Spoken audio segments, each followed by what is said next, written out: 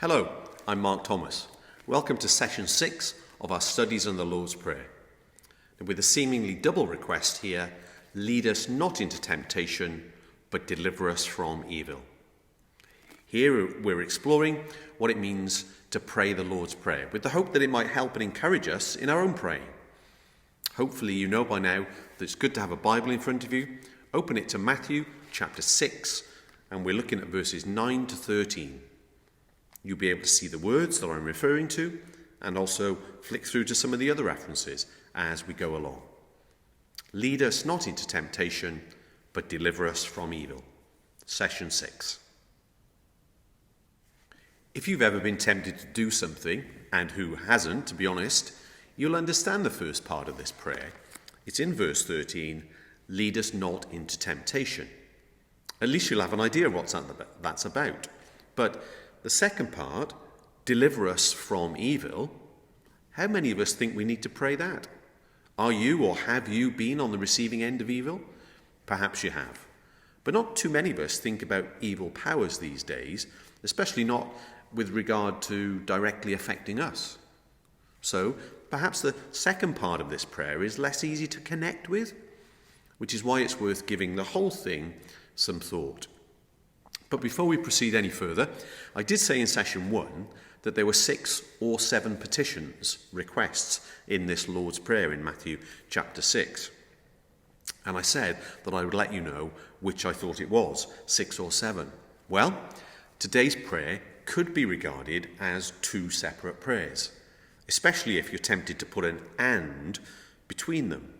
However, the more accurate linking word is "but," which leads me to think it's better to understand this as one request, lead us not into temptation, and then with the reinforcement, but deliver us from evil. So, this Lord's Prayer contains 6 requests. But, as we've already seen, there's a whole lot packed into these 6 requests. So, let's crack on. Let's briefly consider the Old Testament background to this request.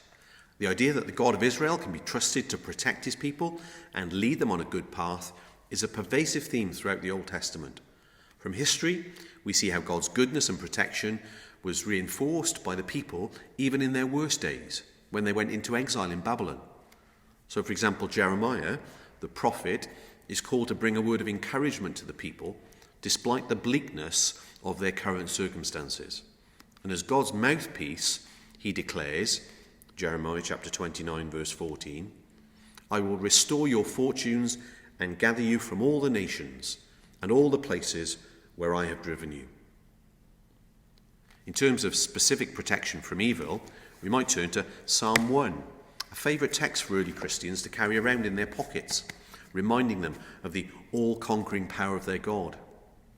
Psalm 91, whoever dwells in the shelter of the Most High will rest in the shadow of the Almighty. I will say of the Lord, he is my refuge and my fortress, my God in whom I trust.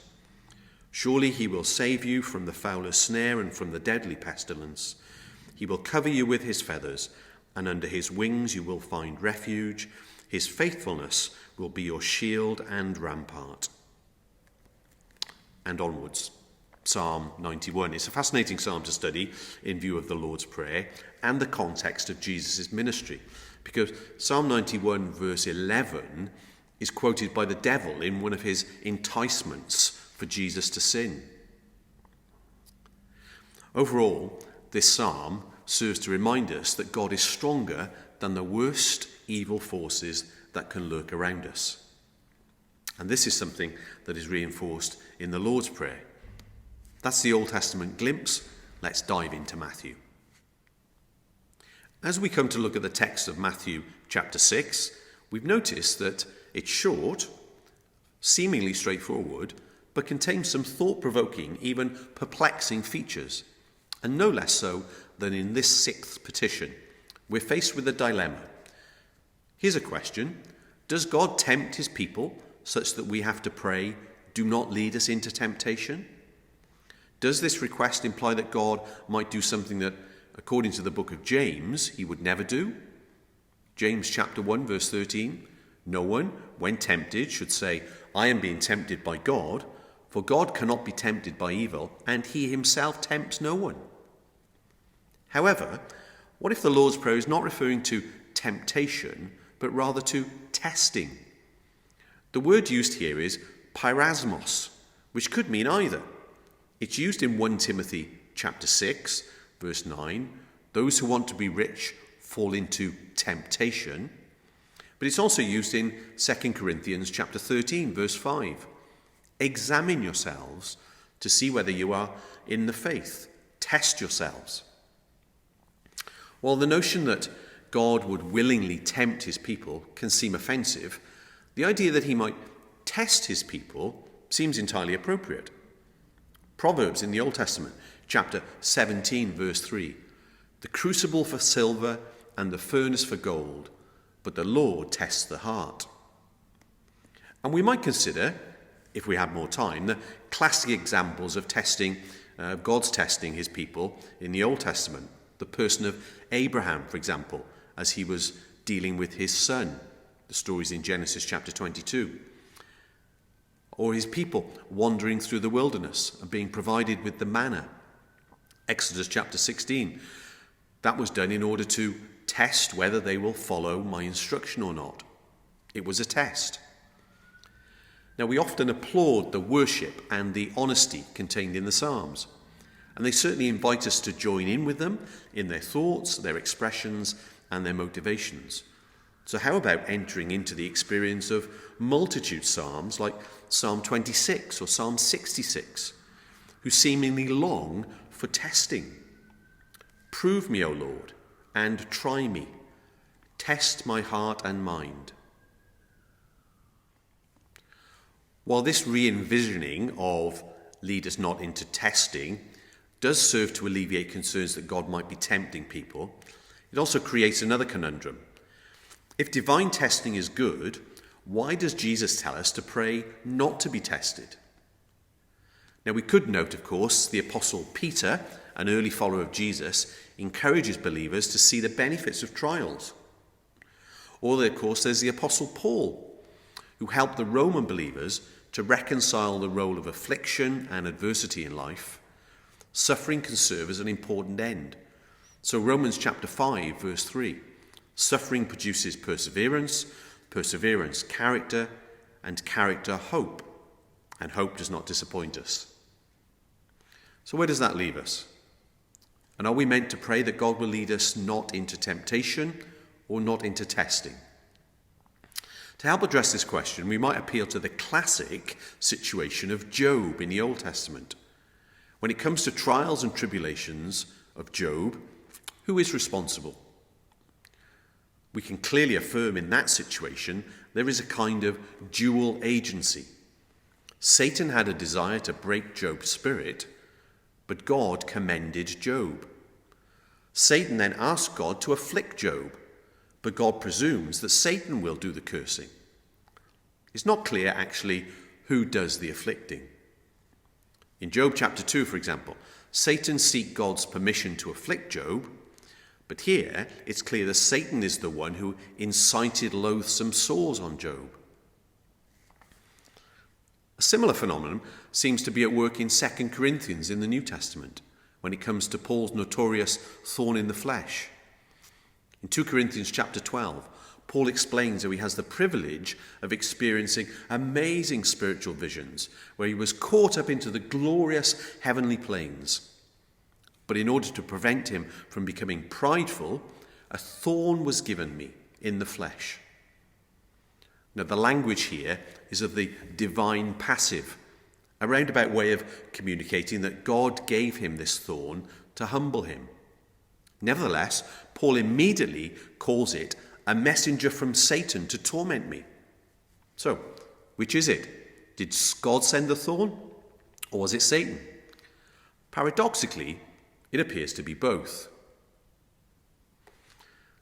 An early Christian scholar called Cyprian captures an important truth by teaching that the adversary can accomplish nothing without God's permission. After all, in the words of a scholar, Karl Stuhlmeier, Evil is no giant staggering around the world at his own will. Somehow it accomplishes God's will for purifying and disciplining his chosen ones. And what is that will, God's will? Well, Cyprian again. God has two purposes: chastisement in sin and glory in faithfulness. This inevitably leads us back to understanding our particular petition in verse 13. Now, with the idea of testing being found in the Bible quite clear, the notion of temptation, we have to admit, is not easily dismissed, especially as one considers two important temptations in Matthew's Gospel. There's the temptation in Matthew chapter 4, and then there's the warning against temptation in the Garden of Gethsemane. In the first, we see that Jesus is led by the Spirit into the wilderness to be tempted by the devil. He famously faces 3 tests and succeeds, repelling Satan. In the second incident, in the garden, Jesus goes to Gethsemane to pray just before he's arrested. Having asked his disciples to stay awake, but finding that they haven't, he warns them. He says, "Stay awake and pray that you will not fall into temptation. The spirit is willing, but the flesh is weak." Now, these two passages serve almost as bookends to the Lord's Prayer in regard to the challenge to temptation. Just as Jesus faced tests and temptations, so were the disciples tested and tempted. God cannot be imagined as being aloof to these temptations. Indeed, Calvin recognized that God and Satan could agree on the face of temptation whilst wishing to be divergent in their desired outcomes. So Calvin says, "For God tempts the godly for good, but Satan, the flesh, and the devil, they tempt for evil." So the prayer that we not be led into temptation is not a desire to circumvent the trials set up by God. Rather, is to register awareness of our own frailty and weakness, that we're far more like reticent Simon Peter than we are intrepid and victorious Jesus. I'm not the only one who rather likes Craig Blomberg's reading of this petition. That is, that it's not so much about asking God to not lead us into temptation, but about asking God to not leave us there. Thus, Blomberg's translation is this: "Don't abandon us to temptation." Or a more ancient scholar, Origen, along similar lines, says, "Let us pray, therefore, that we be delivered from testing, not so that we should not be tested, but so that we should not be overcome when we are tested." And what about the second part to this request? Deliver us from evil. Or, as it says in my translation, deliver us from the evil one. Now, most ancient people had a vivid sense of the power of evil to bring trouble in one's life. So, deliver us from evil, generic, that originates from the King James Version and the version that we tend to recite when we say the Lord's Prayer in church, is in contrast to deliver us from the evil one, a person. And that's what modern translations normally take this to read. Now, without being willing to lose friends over this, as regards what the preferred option is, at a glance, when you look at other parts of Matthew's Gospel, I think it favours the latter personal understanding. Deliver us from the evil one. So, for example, in the parable of the sower, in Matthew chapter 13, Jesus explains that when the seed falls on the path, it's the evil one who comes and snatches away what is sown in the heart. Similarly, in the parable of the weeds in the same chapter, Jesus divulges that the field is the world and the good seed are the children of the kingdom, the weeds are the children of the evil one. So praying that God would rescue us from the evil one ought not to plunge us into any sense of fear or hopelessness about the power of evil. Rather, to ask for divine rescue from the evil one is a reflection again on the reality that we all become too sleepy, like the disciples in the Garden of Gethsemane. Where does that leave us? In the here and now, Well, let's make some connections before we finish. My guess is most of us think very little about evil, evil forces, or evil spirits. Yet the Lord's Prayer compels us to take evil seriously. But how seriously? Perhaps, simply put, we should heed the warning not to underestimate the dangers of evil. We are frail creatures after all and easily led astray. Thus, we should pray, "Deliver us from evil." Still, it's helpful to acknowledge the perspective of Stanley Hauerwas and William Willimon, who emphasize that the Lord's Prayer reminds us of the one to whom we pray, knowing that he is stronger than any foe. The power of evil must be taken seriously, they say, but not too seriously. Evil is a threatening power, though a defeated one. So in our day, in our place, in our lives, recognize that we're part of an ongoing spiritual battle, and we can only withstand and overcome the temptations and the forces of evil by staying connected to God, relying on his power and his strength. So therefore, we should simply dismiss evil and revere God. Well, that's session 6 of our Working Through the Lord's Prayer. Just before I go, let me say thanks very much for joining me in these studies on these 6 phrases, key in Matthew's Gospel. It was originally given to aid the teaching of prayer, and I hope these studies have helped you a little bit too. Now, there will be a session 7 in which I want to sum up the prayer as a whole, showing that it is both a prayer for the present and for the future, a prayer to continue to pray now, and a prayer to inspire us to pray even more so. So hopefully you'll join me for the 7th and final session next time. But until then, remember, keep praying to our Father, and God bless.